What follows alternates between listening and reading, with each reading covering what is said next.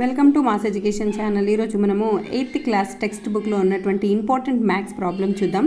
ఇది టీజీ టెట్కి సంబంధించినటువంటి if m is equal to 3 and n is equal to 2 find the value of 9m square minus 10n cube.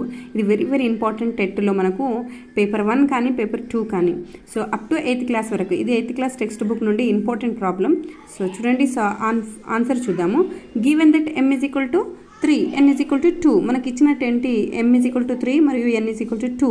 So మనకేంటి 9m square minus 10n cube ఇచ్చాడు. So ఇక్కడ వచ్చినటువంటి ఏంటి 9 into 3 మనకేంటి m is equal to 3 కదా, so 3 square minus 10 into n అంటే 2 కదా, 2 cube. So మనము 9 into 3ని ఎన్ని టైమ్స్ రాసుకోవాలి, 2 టైమ్స్.